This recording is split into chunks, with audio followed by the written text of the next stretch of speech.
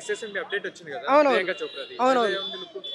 బాగుంది, ఆమె లుక్ బాగుంది. అంటే గన్తో షూట్ చేస్తున్నట్టు ఎల్లో శారీలో చాలా అట్రాక్షన్గా చాలా బాగుంది. అంటే మేబీ ఆమెకి ఏమన్నా అంటే ఫైటింగ్ సీన్స్ అలాంటివి ఏమన్నా ఎక్స్పెక్ట్ చేస్తున్నాం ఆ లుక్లో చూసేసరికి మేము. ఫస్ట్ టైం హీరోలో ఇలా ఫైట్ చేయడం తను. అవునవును. మామూలుగా హీరోయిన్స్ అంటే పువ్వులు నవ్వులు లవ్ స్టోరీస్ అలా ఉంటుంది.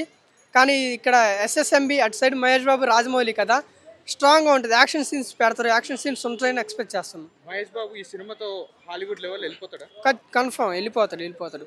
ఆల్రెడీ మనం వెళ్ళిపోయాం, రాజమౌళి సినిమాతోనే వెళ్ళిపోయాం, RRRతో బాహుబలితో వెళ్ళిపోయాం. దీంతో ఇంకా అంటే బాగా డెత్గా వెళ్ళిపోతాం. వాళ్ళు మన గురించి థింక్ చేసి మన గురించి సెర్చ్ చేసే రేంజ్కి వెళ్ళిపోతాం. అంటే మనం ఎక్కడ ఉంటాం, తెలుగు వాళ్ళు ఎలా స్టార్ట్ అయ్యారు, ఈ డైరెక్ట్ ఎవరని సెర్చ్ చేయాలి అటు సైడ్ వాళ్ళు, అలా అయిపోద్ది.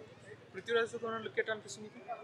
బాగుంది, కానీ ఆయన ఎందుకని వీల్ చైర్లు వేసారు అర్థం కావట్లా. ఆ సినిమా మామూలుగా 24 మూవీ లెక్క అనిపిస్తుంది. మామూలుగా రాజమౌళి సినిమాల్లో హీరో కంటే విలన్సే పవర్ఫుల్గా ఉంటారు, లుక్స్ కానీ బాడీ కానీ అన్ని విధాలుగా. కానీ ఇందులో డిఫరెంట్గా వాళ్ళని ఆయన వీల్ చైర్లు వేశారు. అంటే ఆయన ఏ రకంగా స్ట్రాంగ్ అని అనుకోవాలో నాకు అర్థం కావట్లా. కాకపోతే ఆయనకి పవర్స్ ఉన్నాయి, ఆ వీల్ చైర్కి పవర్స్ ఉన్నాయి, చూపించాడు పోస్టర్లో. మేబీ ఆయనకి సంథింగ్ వేరే ఏమన్నా ఉండుండొచ్చు డిఫరెంట్గా. ఈ సినిమాలో గన్స్ హెవీగా ఉంటాయి సార్, అప్డేటెడ్గా ఏమన్నా? మేబీ ఉండొచ్చు. అంటే గన్స్ అంటే మొన్న వదిలిన లుక్లో ప్రియాంక చోప్రా గారితో కేజీఎఫ్ దానికి మించి ఏమన్నా ఉండొచ్చా? చెప్పలేమండి. అంటే రాజమౌళి గారు మొదటి నుంచి చూసుకుంటే కేజీఎఫ్ టైప్లో గన్స్ యూజ్ చేసిన మూవీ ఒక్కట్లేదు. ఓన్లీ కత్తులతోనే ఉంటుంది మొత్తం మేనేజ్ చేయడం. ఆయన ఆయుధాలు కూడా వేరే, అందరిలాగా పెట్టడు, ఆయన డిఫరెంట్గా పెడతాడు. ఆయన వెపన్స్ వేరు, ఇక్కడ కూడా వేరేది ఎక్స్పెక్ట్ చేయొచ్చు మనం. అంటే ప్రియాంక చోప్రా గన్ను పట్టుకోవడం కానీ ఇలా ఉన్నాయి కదా, దానివల్ల అంటే అవి నార్మల్. అంటే మెయిన్ వెపన్ అనేది హీరో చేతిలోనే విలన్ చేతిలోనే ఉంటుంది, హీరోయిన్ చేతిలో ఉండదు. వెపన్ అనేది పక్కాగా ఆ పృథ్వీరాజ్ చేతిలోనో లేకపోతే మహేష్ బాబు గారి చేతిలోనో ఖచ్చితంగా ఒక కొత్త వెపన్ చూడు అన్న కన్ఫర్మ్ అన్న చేస్తుంది.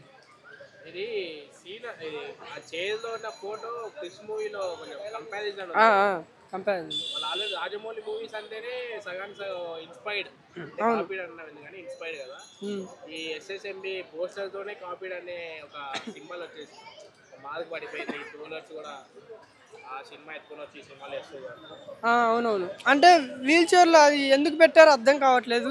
మేబీ అతనికి ఏమన్నా బ్యాక్ స్టోరీస్ ఏమన్నా ఉండొచ్చు. అంటే అందులో కూర్చోడానికి, కాళ్ళు ప్యారలైజ్ అయ్యడానికి, పని చేయడానికి బ్యాక్ స్టోరీ ఏమన్నా పెడతారేమో అని అనుకుంటున్నా రీజన్స్.